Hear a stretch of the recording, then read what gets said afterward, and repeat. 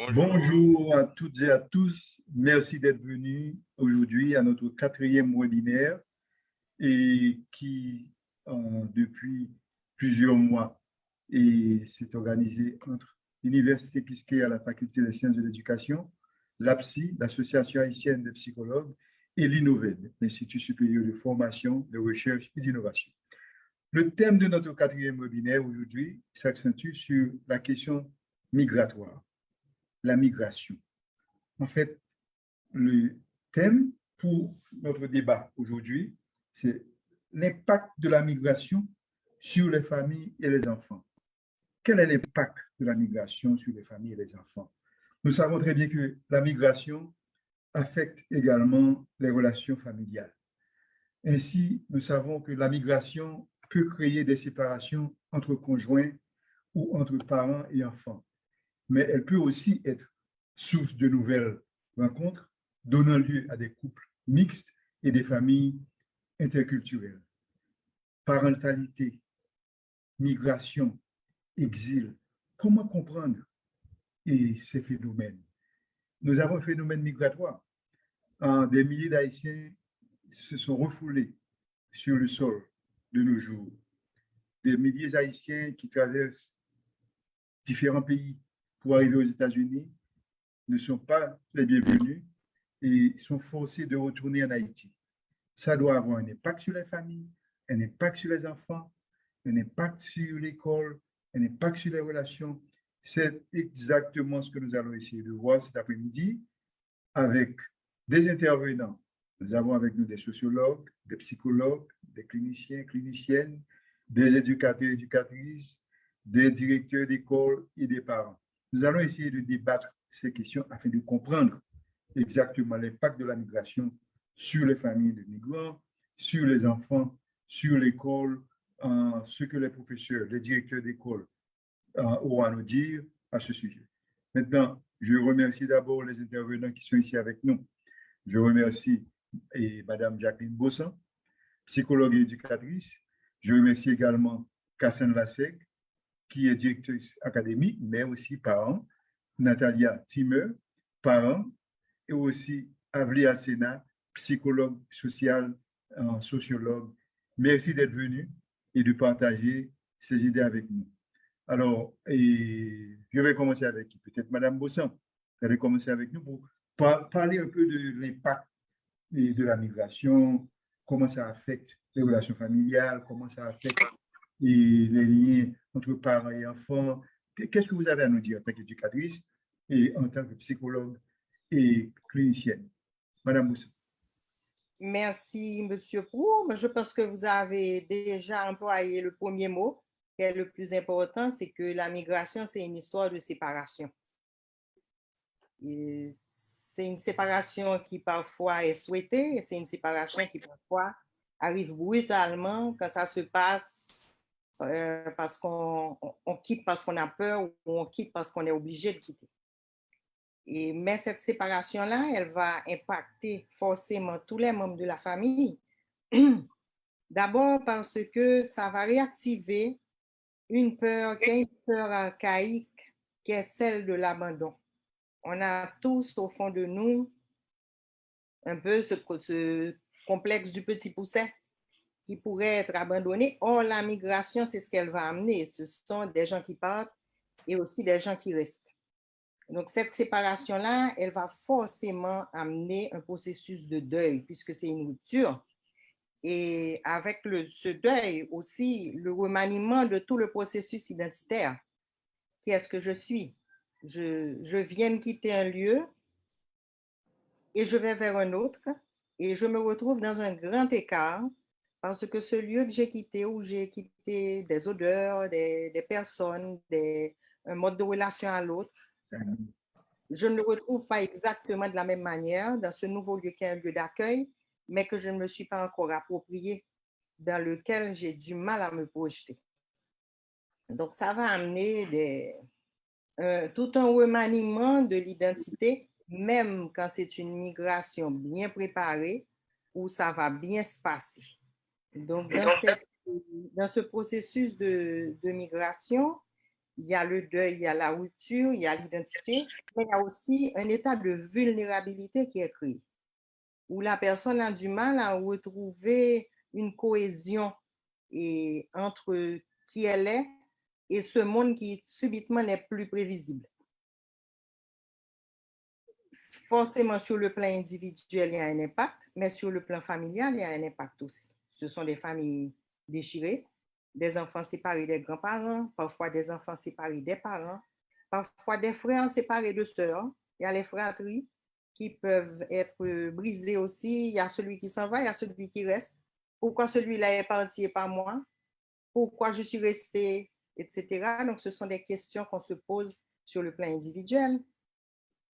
Beaucoup d'autres questions vont intervenir aussi. Et la question de la langue, principalement. Oui, non, je dis la question de la langue qui donne une cohésion interne. Et il y a une psychologue qui est Marie-Rose Moreau qui appelle ça le traumatisme à petite dose. C'est un concept intéressant. Je ne parle pas du trauma que nos compatriotes sont en train de subir dans leur migration à travers l'Amérique. Je suis en train de parler là d'une migration qui est préparée, accompagnée et assumée. Ce n'est pas une migration brutale où l'impact est 20 fois, 30 fois, 100 fois, 1000 fois plus grand parce que la personne est constamment confrontée à la perte de son intégrité physique dans cette migration violente. Donc, même dans une migration très bien préparée, la personne est soumise à un trauma et ce temps-là, c'est un entre-deux qui va être plus ou moins long suivant la manière dont il a été préparé. Et c'est important, par exemple, que nous ayons avec nous directrices d'école, parents, parce que ça va être intéressant de voir comment on peut atténuer ce choc de la migration. Celui qui est parti subit, celui qui reste, lui aussi, subit le choc. Je vous écoute. Oui, si je comprends bien, et on peut résumer, il y a abandon, il y a trauma, il y a la peur de l'abandon. Ce n'est pas forcément un abandon, il y a la peur de l'abandon. Et puis, réadaptation, et puis niveau de séparation, parfois les jeunes, les enfants, ils ne comprennent pas pourquoi cette séparation, pourquoi cette migration. Surtout qu'on ne leur explique pas.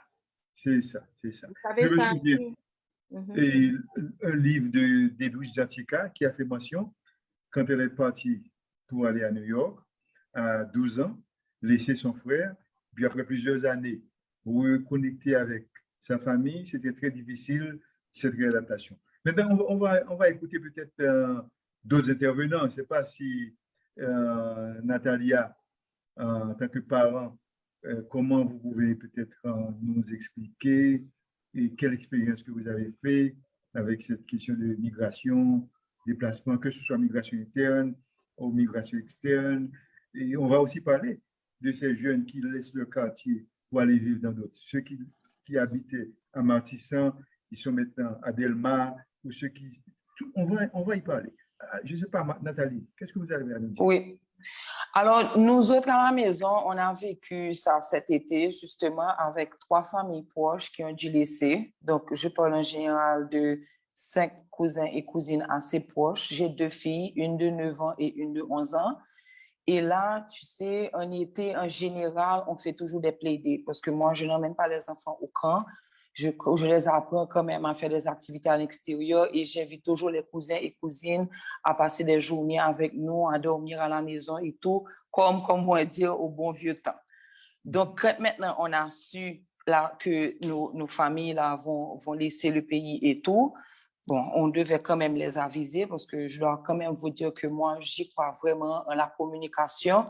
Donc, j'ai tout de suite appelé les filles, je leur ai dit, écoutez, voilà il y a un tel qui s'en va, ils vont vivre à l'extérieur, etc. Je sais que ça ne va pas être facile, mais quand même, c'est leur choix. Donc là, maintenant, ils vont partir. Donc, la première question suite à ce discours, ils m'ont dit, oui, mais maman, maintenant, qui est-ce qui va venir chez nous pour fêter notre anniversaire? Je leur ai dit, bon, ne vous inquiétez pas, vous avez quand même d'autres amis à l'école, à la danse et tout, donc on pourra quand même y remédier par rapport à ça. Bon, c'était pas la grande joie parce que nous autres aussi, mon mari et moi, ça nous a quand même affectés parce que là, maintenant, on va se retrouver dans un salon pratiquement vide, tu vois. Donc, elles ont quand même compris que les cousins et cousines devaient partir pour aller continuer les études ailleurs. Ça, c'était la première chose. Le deuxième, et si je pourrais dire, et, Expérience peut-être? exactement, c'est quand maintenant elles sont arrivées à l'école et elles ont réalisé qu'il y a les meilleurs amis maintenant qui sont aussi partis. Donc, j'aurais dit, bon, c'est pas facile la situation que nous vivons actuellement. Il y a des portes qui se ferment et qui s'ouvrent. Donc, on va quand même s'adapter. Ne vous inquiétez pas. De toutes les façons, on a d'autres amis. Vous allez quand même vous rapprocher des autres élèves de la classe. Et puis, ça va aller. Mais l'inquiétude dans tout ça, c'est que, tu sais, il y a les habitudes qui se sont développées. Ensuite, pour les fêtes à la maison, ce sont les mêmes personnes, les mêmes amis. Donc, vraiment, elles étaient un petit peu très débalancées par rapport à ça. Bon, je les ai quand même remises en confiance pour leur dire, bon, ne vous inquiétez pas, ça va quand même aller. Maintenant, ils m'ont demandé, mais et nous autres, quand est-ce qu'on s'en va? Je leur ai expliqué, écoutez, on ne peut pas prendre ce genre de décision-là du jour au lendemain, ça se prépare. C'est sûr qu'un jour ou l'autre, on va devoir partir aussi, parce que au trait que ça va maintenant, au point de vue éducation politique et tout, dans notre pays, c'est sûr qu'à un certain moment, on va devoir partir, mais je ne peux pas vous dire quand et dans combien d'années non plus, si c'est tout de suite, si c'est dans 5 à 6 ans, mais c'est quand même une décision que nous devrions mettre sur la table et en parler. Tu vois, donc là, c'est ainsi que ça a été sujet clos. Mais là, maintenant, c'est que c'est leur anniversaire. Là, pendant le mois d'octobre, on est en train de préparer une petite liste d'invités. Et là, il y a une qui me dit, mais maman, maintenant, la maison sera vide parce que ma meilleure cousine ne sera pas avec moi. Qu'est-ce qu'on fait? Je dis, bon, écoute, chérie, de toutes les façons, elle va t'appeler, elle va te souhaiter quand même un joyeux anniversaire et tout, donc tu n'as pas à t'inquiéter. Donc, c'est ça. Donc, des fois, tu sais, ça rejaillit de temps en temps à la maison avec des questions et un tel me manque, j'ai envie de voir un tel. Donc, à ce moment-là, j'organise quand même des WhatsApp vidéo calls et entre elles. Elles ont aussi une application qu'on appelle c'est sur Facebook, c'est Kids, je ne me rappelle plus du nom, mais quand même, elles gardent le contact par rapport à ça et puis elles jouent aussi online. Donc, c'est comme ça, tu sais, qu'on essaie vraiment d'y remédier et puis de tenir contact avec nos proches, mais ce n'est pas toujours facile, tu vois. Ça doit être D'autant plus vraiment difficile. oui, Stressant d'autant pour les plus que parents, le stressant samedi pour soir, stressant pour les parents, stressant pour l'enfant, que ce soit l'enfant qui est parti ou l'enfant qui est encore ici, comme disait justement Mme Bossan tout à l'heure, tu sais, tu es quand même affecté. Dernièrement, on faisait un karaoke à la maison parce que le samedi soir est consacré aux jeux de société et aussi au karaoke. Bon, les deux ont éclaté carrément en sanglots. Je me dis, oui, maman, la dernière fois qu'on a acheté cette musique, c'était avec Lia.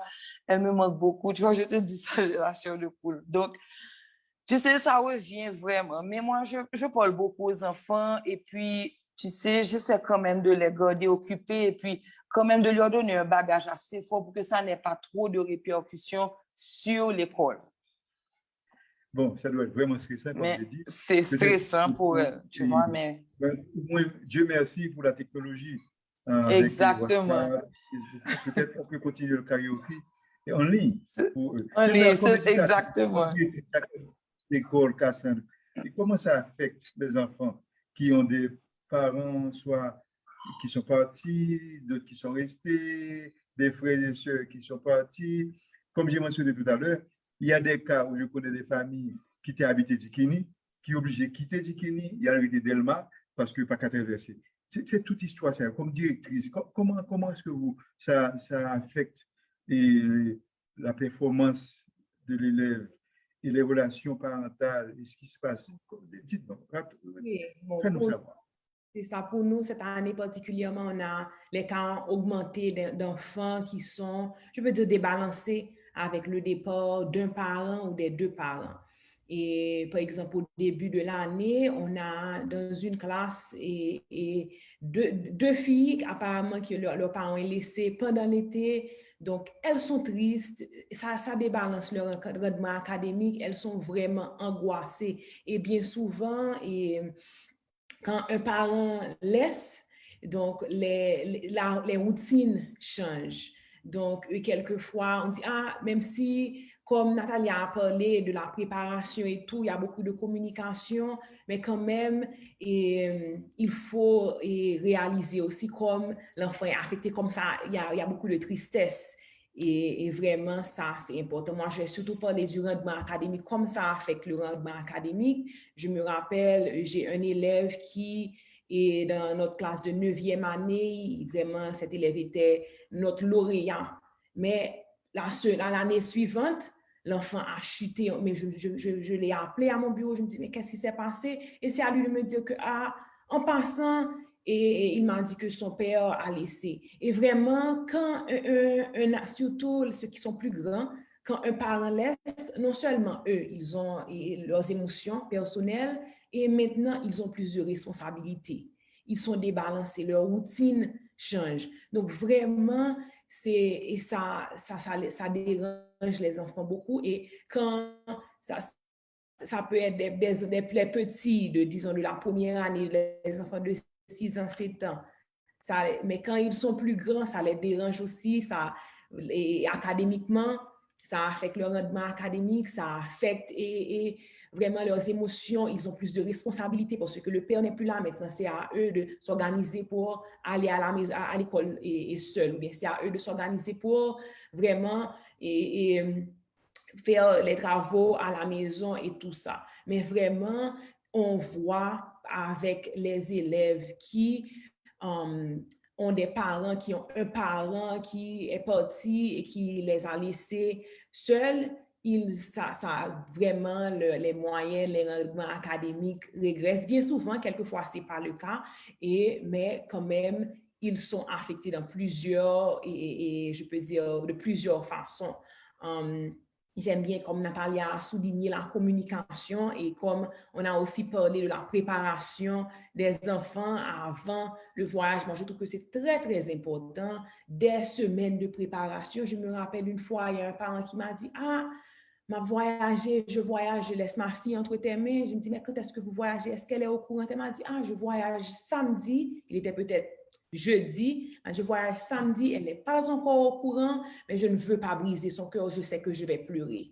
Donc vraiment, moi, je lui ai dit, madame, c'est urgent de parler à votre fille, même si vous, parce qu'ils disent toujours, elle sait, je vais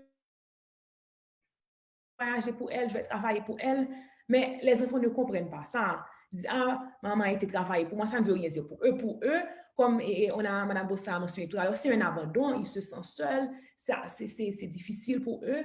Donc, vraiment, la préparation est très,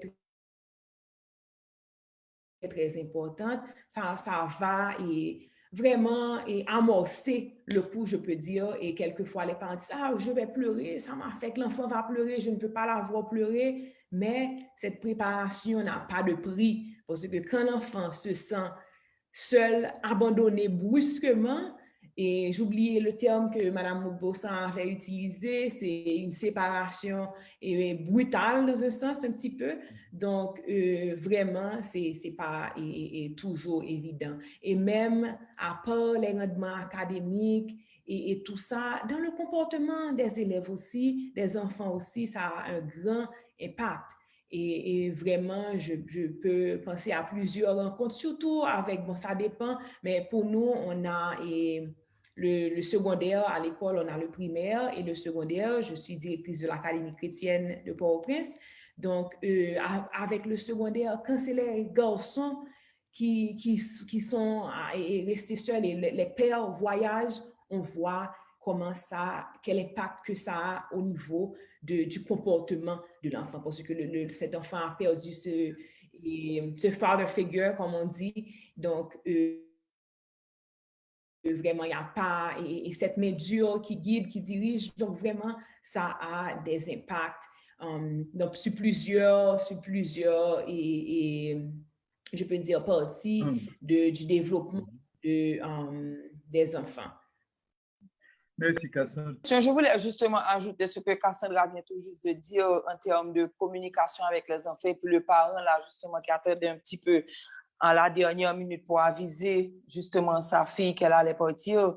C'est que tu vois à la maison, de temps en temps, bon, c'est sûr que nous autres, on est en train de justement chercher un plan B parce que c'est clair qu'on ne peut pas vraiment, tu sais, pour ceux qui ont l'opportunité, les filles sont quand même canadiennes, heureusement comme moi. Donc, tu sais, ce sont des codes vraiment qu'on met sur table et qu'on entend parler. Tu sais, il y a des conversations assez souvent à la maison en termes de laisser le pays. Donc, tout le temps, elles me disent, mais quand est-ce qu'on s'en va? Je leur dis, on n'a pas encore de date.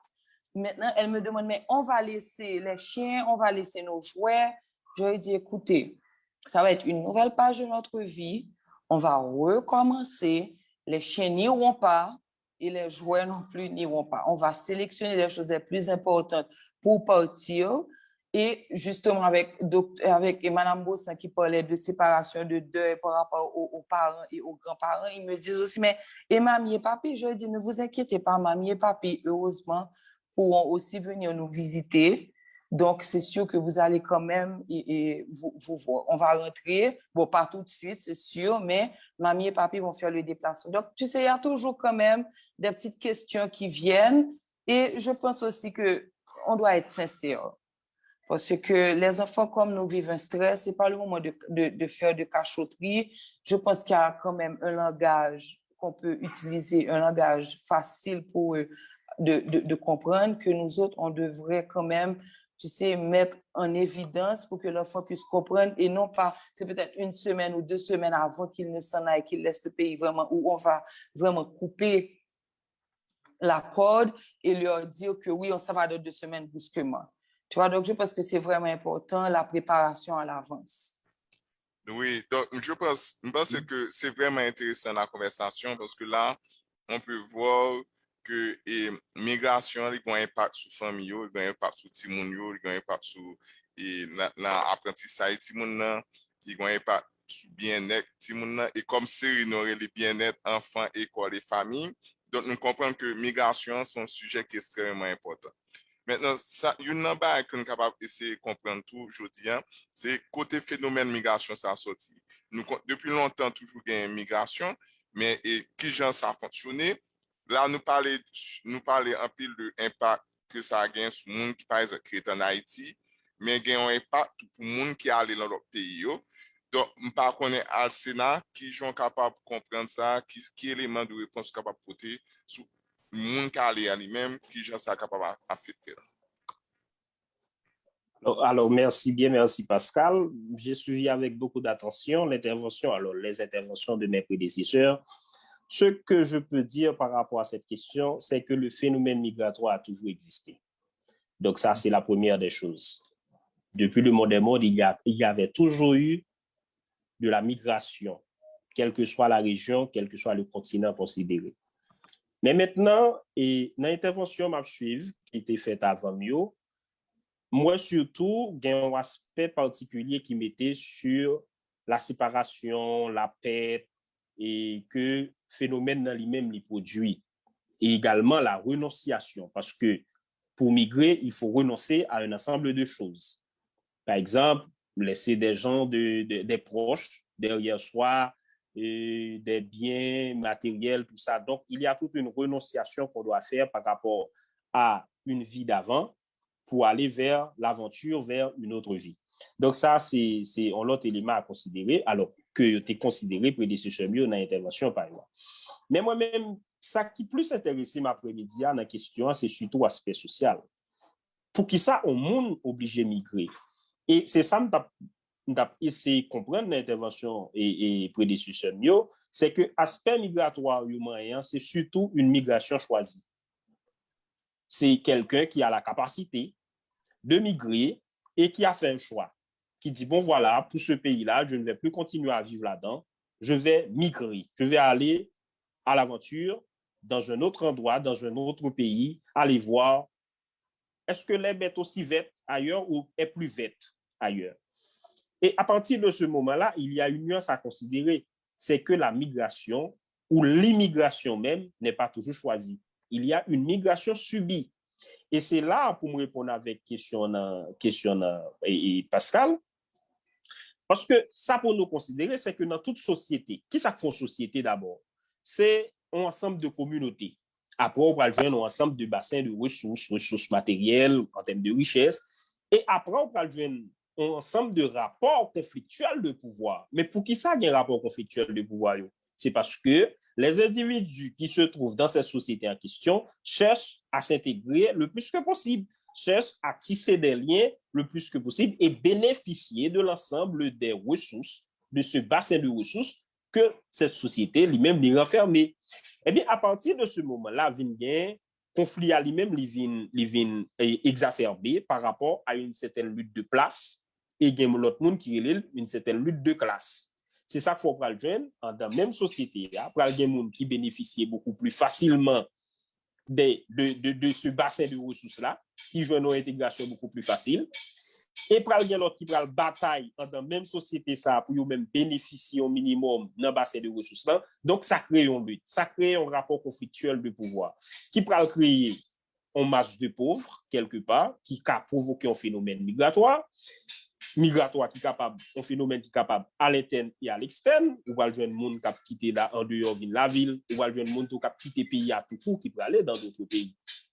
Il est capable de créer tout, un phénomène à force d'exploiter ce bassin de ressources, ce bassin de richesse, il est capable de créer un phénomène en termes de, ça nous relève actuellement, réchauffement climatique, il y a des migrations et climatique là, il y a tout, il y a des gens qui quittent les régions par rapport à trop inondation, par rapport à trop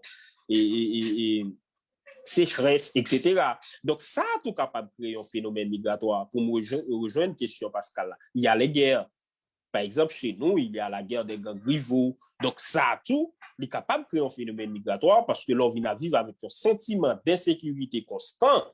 Ça a fait qu'on est obligé de quitter le pays là pour aller vers d'autres contrées avec la supposition que Koto Prali a lui-même il plus bon que Koto Kité. Mais maintenant, arrivé Koto Kité, c'est là qu'on va passer de l'émigration à l'immigration. On va l'intégrer, on va l'obliger chercher à intégrer Koto Rivé. Et à partir de ce moment-là, ce qu'il faut comprendre, dans l'immigration, non seulement comme l'ont souligné mes prédécesseurs, il y a la séparation, il y a la perte, il y a la renonciation, mais également, il y a l'intégration et l'adaptation à la société dans laquelle ou praler, ou bien ou guitan vient installer là. Là, maintenant, on vient une sorte d'immigration d'installation. Mais maintenant, ce qu'il faut considérer, lorsque on a quitté la société pour là, avec l'ensemble de communautés que tu as gagné ou pas de cas intégré ou là, facilement, l'ensemble de bassins de ressources que vous pas de cas jouer pleinement, l'ensemble de rapports conflictuels de pouvoir que vous pas de cas dépasser ou pas de cas résoudre là, eh bien, leur société pour aller à tout les mêmes caractéristiques ça. C'est ça souvent que moun k'ap migrer lui-même il pas prend comme paramètre parce que l'esprit de la migration même ou bien ce qui est dans la tête du migrant sans faire pousser d'intention, c'est aller quelque part pour un mieux-être, pour un bien-être par rapport à une situation initiale. Mais ça qui te fait courir, c'est parce que dans la société côté, l'ensemble de ces communautés, l'ensemble de ces ressources, l'ensemble de ces rapports conflictuels de pouvoir, c'était l'État qui doit gérer pour que vous-même comme individu, comme citoyen, vous te bénéficiez de quelque chose. Dans l'autre société qu'on a à côté, l'État fait travail ça. C'est ça qu'il faut venir joindre que l'on fait une sorte de comparaison, d'analogie entre société côté sorti à côté ou vient que marge qui existait, cette marge de différence fait que on a plus opté pour aller dans l'autre société. Mais attention, lorsque on arrive qu'on a immigré, on arrive dans la société, l'État gonjan est organisé pour citoyens la Kailia. Lorsque on vient arriver comme immigrant, l'adaptation et l'intégration sera beaucoup plus difficile pour vous. Pourquoi? Parce que l'ensemble des ressources que l'État a gérées pour les gens qui sont la Kayo, les autochtones, ces citoyens, ils ne peuvent pas le livrer ou bien le mettre à disposition, ou même qui viennent comme un étranger, comme un immigrant. Et c'est à partir de ce moment-là, on va comprendre que les immigrants vont vivre avec un sentiment d'insécurité constant. Ils vont vivre avec un sentiment d'échec constant lié à ce problème d'intégration. lié à ce problème d'adaptation qui peut créer, ça me déclaré dans le langage psychologique, on névrose d'échec. C'est comme s'il y a toujours un manque de quelque chose à combler, quelque chose qui n'est pas là, quelque chose qu'on doit conquérir, qu'on doit avoir, et que pas jamais gagner. Pour qui ça? Parce que l'État pays total a été organisé d'une certaine façon pour gérer communauté qui est en présent avec ça comme variation culturelle, pour gérer ressources qui étaient là et pour gérer rapport conflictuel de pouvoir. L'aime parler de pouvoir ici, pouvoir au sens de Foucault. Michel Foucault, c'est pas pouvoir en termes de pouvoir politique seulement, parce que le pouvoir pour Foucault est diffus. Aujourd'hui, partout, même dans les relations amicales, il y a du pouvoir. Donc, l'ensemble de ces relations conflictuelles de pouvoir, l'État, quand on parle à l'État, géré. Mais on même qu'on a l'envie de river ou qu'on créer la caille, moun qui était là déjà, un sentiment d'insécurité. Qu'on y a, en tant que migrant, on vivre avec un sentiment d'insécurité. Moun quand on parle, pays haut-lan, habitants pays haut-lan, tout, yo même ou vient créer la caille, un sentiment d'insécurité. Pour qui ça? Parce que yo pensez qu'on va venir prendre travail, yo pensez que ou pral changer élément ou du moins ça yo gain comme assise culturelle parce qu'on pral porter de nouveaux éléments. C'est ça qui pral bail. Impact ça n'a pas lié sous famille qui migre, autant que famille qui migre, ça qui allait le bois, même ça qui allait le bois, sous famille ça tout qui était partie famille ça tout qui était dans pays côté social, c'est par exemple Haïti, États-Unis, Haïti, Canada, Haïti, Chili. Donc pour créer ça nous impact ça, il prend à la fois un impact psychologique, il prend à la fois un impact social parce que vous parlez bon problème pour un travail, l'arrivée le bois parce que vous parlez une sorte d'immigration subie. Et l'arrivée face à cette immigration subie, l'État prend le domaine qui travaille réservé pour, c'est ça, il y a des emplois, et il y a une rubrique emploi et talent. Si vous avez tel talent, vous avez fait tel travail. Et tel travail, ça, vous propose pour faire, généralement, il y a tout baou qui zone nous le faire. C'est comme si vous venez en Haïti, ou immigrez, au pied d'où, travail ou à Cité Soleil, la Ravine, ou pas de trop choix, ou pas vivre comme immigrant avec trop choix. Ça a tout pour créer des impacts psychologiques graves. Arsena, si on comprend bien, ça est que les gens qui parlent dans leur pays, là, pour faire face à des défis et ils sont capables de des difficultés d'adaptation qui sont capables d'avoir un impact sur le bien-être psychologique. Et en même temps, les gains et l'autre société en tout qui est capable de voir comme une menace pour eux-mêmes, dire là. Donc, c'est ça qui va expliquer que essayer de situation qui passe en République dominicaine ou bien États-Unis, côté que et pile dans Haïti compatriotes nous calé dans pays ça qui victime mon bagage. Mais ma prend Jacqueline ou n'a tourné sur tout à l'heure. Jacqueline pas connaît qui soit capable d'ajouter de tout ça al Sénat dire. Oui, al Sénat touche un point qui est très important, aller à pas tout. L'arrivée ou qu'à peut-être face à un rejet instrumentalisé qui c'est rejet que pays d'accueil là-bas ou parce que ou pas arriver bien, ou pas arriver avec bon code ou pas arriver avec bon papier. Donc ou retrouver face à une violence côté que son véritable défi et même là pas face à violence là ou un conflit culturel pour résoudre. Et conflit culturel ça il prend plusieurs formes, il prend différents types d'intégration. Tout ça à viser c'est que on intégrer dans société d'accueil là. Mais c'est pas toujours facile. On par exemple un petit grand monde qui allait à 70 ans. Parce que petit livre est cherché. Mais il vient retrouver non situation côté totalement étranger et la plupart du temps si moun n'a pas une capacité pour essayer faire un effort pour aller vers la société d'accueil là, il replier sur lui-même. Donc ça prend bon un type d'adaptation qui pas heureux du tout. Côté moun nan fermé non caille, il peut sortir, il pas apprendre langue nan, il pas comprendre code yo et dehors a tout non véritable danger permanent pour lui. Donc le il y a des doit pour tourner immédiatement, c'est ça Jacqueline. Oui, en général, il y a une pile de difficultés pour arrêter et on pas arrêter. Alors c'est ça dans le processus ça le processus de séparation. Côté moun nan refuser culture d'accueil là, il était dans culture parle. C'est pour un porté là, c'est très important, Jacqueline. Mais parlez-nous de expérience surtout clinique en Haïti avec petit monde, famille qui séparent. font-ils parler nous de expérience? Oui, alors, toujours pour revenir à type d'adaptation ça yo, ou pral gen des petits moun qui allé ou des grands moun qui allé et qui a fait pile effort pour yo quitter culture d'origine yo et pour yo assimiler yo totalement à culture d'accueil là. Donc, moun kale qui fait ça yo, c'est comme si yo te coupé un morceau par yo et puis yo vinn aliéné. Yo pas konn qui est yo, yo en perte d'identité et en général ça arrive avec beaucoup de souffrance également. Parce qu'on est obligé de renier quand on sortit pour prendre couleur quand on vient seulement sans pas conserver rien de couleur pas. Moun sa yo pral un type de difficulté tout. Ou pral gagner tout ça qui marginalise yo. Et en général ça qui marginalise yo par exemple c'est yo même que m'pral ouais en clinique, là yo tourner soit parce que yo déporté, soit parce que souvent des petits moun k'ap bay problème l'école et que parents haïtiens li gen une ressource qui se bâton ou ressource ça pas dans code pays côté accueilli là. Donc li retrouver en contradiction totale avec pays culture d'accueil et li gon côté li perdu contrôle sur ti moun nan.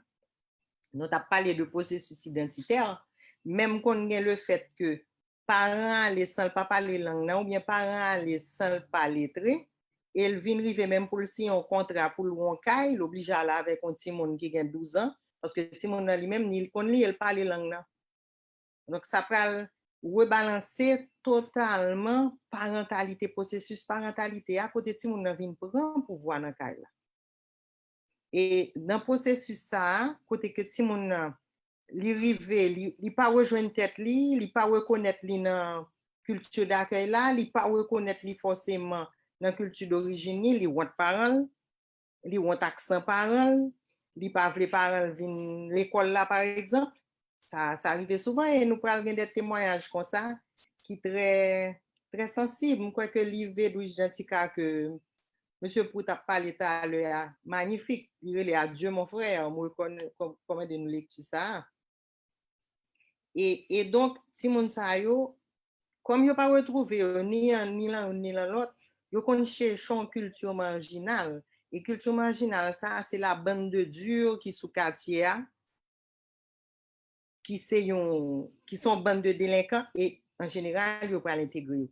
Donc, ça arrivait que à un moment de la durée, déjà y aller sans papier et puis entrer dans marginalisation ça, le ça yo pral retourner côté que yo gen exactement même difficulté d'adaptation parce que Jean y aller c'est pas comme ça yo tourner côté que yo imprégné quand même dans partie de culture d'accueil là et puis yo gon des difficultés énormes côté que pour exister identité yo vinn tourner une identité marginale. Dans cas ça Jacqueline qui genre d'encadrement moun ça a besoin dans cas ça. En général, il y a un double effort qui peut faire d'accompagnement social, côté que pour mon joindre une activité lucrative pour réintégrer li, et puis un accompagnement individuel tout côté que faut que lui-même ni digérer ça privé là, faut qu'il capable élaborer psychiquement pour qu'il comprendre ça privé là et pour le redéraper, pour la vie le redéraper sans que c'est pas que des émotions que tu as vivre sans que le pas comprendre ça que tu as vécu. Je crois que très bien. Nous conseille assez d'ajouter ton bagage afin que nous changer et nous sortir de sujet de partie ça. Oui, bon, oui, justement, je t'apprends chérie dans la même perspective, Madame Bossan, pour me dire que réellement vrai, les gens fin rive lui-même dans la société d'accueil là, côté le pralien, il pas forcément, alors il pas souvent intégré. C'est ça qu'il faut faire repli identitaire là, Jean-Madame l'explique là, pour faire créer des communautés. Mais attention, ça va veut dire qu'on continuer ou bien on va bénéficier de quelque chose de positif avec ce repli identitaire. Bien au contraire, on va joindre ce repli identitaire pour créer ça une sorte de déplacement du curseur du racisme et qui existait à l'intérieur de cette société. Parce que le racisme n'a pas forcément citation racisme biologique. n'est pas forcément un racisme culturel uniquement. Il peut le transformer en une sorte de racisme orientaliste. Ça, les racistes orientalistes, on peut le joindre par exemple, les politiques de ces pays-là pour utiliser ces groupes d'immigrants pour ils prennent toutes sortes de qualificatifs, ils prennent servir avec eux comme bouc émissaire pour expliquer que si la société va mal, s'il y a des tares sociales, c'est à cause de ces groupes-là. Et généralement, vrai, on a regardé dans des sociétés comme aux États-Unis, regroupement moun sa yo fait entre eux, les Afro-Américains par exemple, ou après souvent orienté vers le rap pour exprimer frustration, frustration qui est liée avec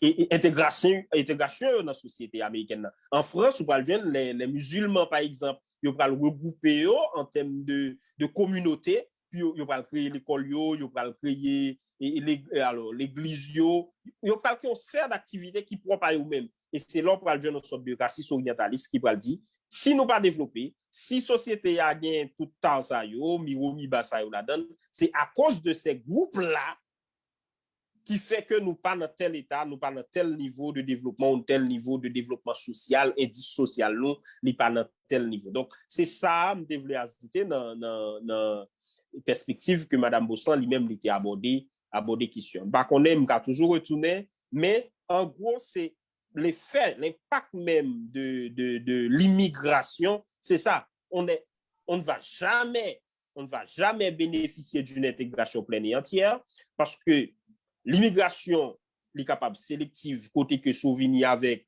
et diplôme ou il doit dire bon OK nous pour laisser gardons gens là nous mettons côté ou même mais ce sera pas le job de ton choix li capable bon immigration jetable tout après il faut utiliser son gain comme compétence il va dire bon la société n'a plus besoin de ce domaine là on n'a plus besoin d'expertise dans ce domaine là eh bien on vous jette donc c'est une forme d'immigration jetable donc on ne sera jamais pleinement intégré dans la société d'accueil. Donc, il y aura toujours des conséquences psychologiques, il y aura toujours des conséquences de toutes sortes sur les immigrants et c'est pour cela qu'il y a toujours des psychologues, des travailleurs sociaux comme au Canada, par exemple, qui ont employé en pile pour ces groupes de personnes-là. Bon, merci. Alcena, ou dit que ou pas jamais intégré, oui, ou ka intégré. Et je pense que bel exemple d'intégration, ça yo, nous tous nous servons avec en pile. Par exemple, nous très contents de Naomi Osaka. Elle met 2 tennis dans le pied, un tennis Haïti, un tennis Japon, avec non papa, avec drapeau américain. Donc, mon exemple d'intégration, totalement réussi. Côté moun, li kembe part de culture d'origine et puis il prend les éléments de la culture d'accueil. Comme quoi le meilleur des deux mondes. Et oui, ça existe, mais ça demande du travail, ça demande que moun kapra léa li préparer tête li et surtout que ti moun qui prale a préparer tout. Et c'est m'ta vraiment remarqué l'attention sur ça. Par exemple, côté que moun yo kon prend ti moun nan yo pimpel, yo voye l'aller dans n'importe condition. Là, quand on amis, là, quand on vague famille, et ti moun sa yo qu'on subit un pile injustice, un pile traumatisme, le retrouver en situation de vulnérabilité. Ça. Et même souvent des cas d'abus sexuels, bien plus qu'on ne peut penser, le ti moun nan aller dans n'importe condition. Il y a un docteur, le grand bijou, de regretter mémoire qui te relé ça des migrations inconsidérées. Et tout le monde a ajouté sous Sordia que oui, que l'ICA bien passé, mais c'est pas n'importe qui gens pour le fait. D'après tout le monde, et nous suivons le 4e webinaire en sous-question bien-être, enfants, parents et école. Thème, je vous dis, c'est migration, impact migration sur parents, sur timon, sur communauté, et en pile débat, en pile belle l'idée à tomber là, que ces sociologues qui ont partagé avec nous impact ça gagne non seulement pour ça caler, ça créer et les arrivés qui impact gagne, les parents qui font expérience ça, la famille qui partagent avec nous. Nous avons des psychologues qui montrent nous qui j'ai des difficultés au niveau adaptation dans l'école pour parents qui quittent Timonio ou bien parents qui quittent Timon qui allaient quitter l'autre frère et soeur. Et on a continué le dialogue là toujours avec l'autre point que je pensais peut-être, si Cassandre travaille ton point sur le débat sur ce là, ou bien Natalia, qui est nous?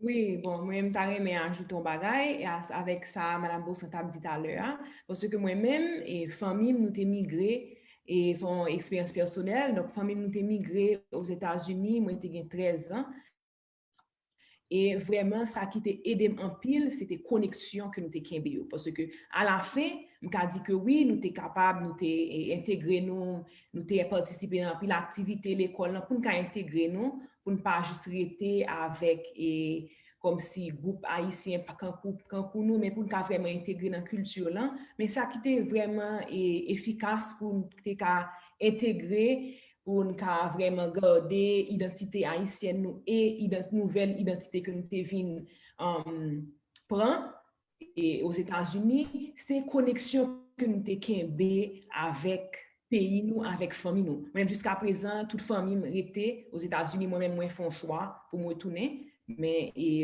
vraiment, ça a quitté et facilité changement, sa migration, ça c'est connexion que nous avons avec famille nous. Donc, vraiment, nous continuer parce que le Natalia t'a parlé, pour nous, c'était difficile aussi parce qu'on avait beaucoup de cousins et de cousines qu'on a laissés, c'était comme un deuil, je peux dire, mais on a gardé ces connexions. Donc, nous parlons dans le téléphone tout le temps. Pendant les vacances, nous rencontrer, grand-mère vient visiter nous. Donc, vraiment, même si c'était difficile, mais connexion, ça, très important. Et quelquefois, parents joignent que n'y a pas autre choix, parce que vivre en Haïti, c'est très difficile pour tout le monde, pour parents, pour tout le monde. Et donc, quelquefois, il n'y a pas d'autre choix que migration. Donc, les cas possibles avec en pile préparation, avec et vraiment support social, et j'en ai parlé, support psychosocial, et aussi vraiment connexion avec et racines nous, connexion avec pays d'origine nous, connexion avec et activités que nous aimons faire en Haïti. Si par exemple en Haïti nous aimons bah qu'on est sauter à la corde, même là, nous, notre bord, nous continuer à faire ça. Donc, vraiment, il faut toujours penser que pour moi, pour l'expérience famille PAM, ça a facilité migration, c'est que de temps en temps, dès qu'on retourne en Haïti pour passer quelques vacances, nous continuer à relayer, continuer à parler, me songer une fois par semaine, nous avons les grands-parents pour parler avec eux dans le téléphone. Vacances, c'était qu'on vient. Donc, ça, vraiment très important pour faciliter des connexions, ça, des petits deuils, ça, Jean-Madame Bossan mentionné, ça, c'est très important. Bon, je pense qu'il y a pile à pile l'autre idée de la sur question d'adaptation, qui gère pour nous gérer, question Kembe, contact, c'est langue, qui c'est à travers musique, qui c'est à travers manger, nous partager, et puis toujours Kembe contact avec le pays d'origine. Comme ça, me penser, ça va peut-être créer un citoyen qui vient le meilleur de deux, comme Mme Bosset dit, pour nous essayer de créer un bon équilibre. Et c'est peut-être tout à l'heure plusieurs webinaires sur thématique ça. Mais on a dit, et impact, comme nous remarquons, sur question et migration, gain sur parents, sur l'école et timonio, stress que gain, en pile l'idée tombée. Bon, nous parlons d'un peu de temps, oui. Non, même parce que si gain deux, trois interventions très, très courtes, et nous avons essayé de garder rapide, pour nous faire quelques points qui peuvent faire déjà. Je ne sais pas si Natalia, tu avais ajouté un bagage. Non, je n'ai rien à ajouter. La seule chose, et moi, j'ai migré effectivement au Canada. J'ai laissé le pays, j'avais 19 ans, mais l'adaptation n'avait pas été facile. Bon, ce qui m'avait vraiment un petit peu très traumatisé là-bas, c'était le froid. Donc, le fait que c'était un pays super tempéré, parce que j'étais quand même à Ottawa, la capitale, mes parents avaient carrément refusé que j'aille poursuivre mes études à Montréal, parce que c'est là que tous mes amis allaient. Et puis, il y a quand même une grande communauté haïtienne là-bas. Donc, le fait que je sois partie vraiment pour me concentrer sur mes études, là, j'ai dû aller à Ottawa. Mais honnêtement, c'était pas facile l'adaptation. On avait seulement le téléphone, effectivement. L'Internet, à l'époque, en Haïti, il fallait payer pour le cybercafé. Donc, tout le monde n'avait pas accès à l'Internet. Mes parents, eux-mêmes, des fois, ils m'écrivaient par email. J'avais aussi un copain à l'époque, c'est pour la poste, donc je recevais les lettres vraiment 2-3 semaines en retard.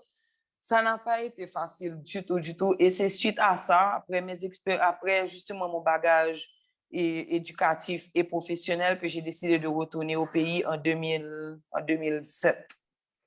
Mais l'adaptation, honnêtement, c'était pas facile et j'étais loin de mes parents aussi. J'étais chez une tante avec qui je n'ai jamais grandi. Donc, c'était pas une petite plaisir du tout, du tout, du tout. Donc, c'est pour ça qu'à la maison aussi, pour retourner à ce que je disais auparavant, je prépare beaucoup les enfants en conséquence, tu sais, pour qu'ils puissent quand même revivre cette expérience-là autrement.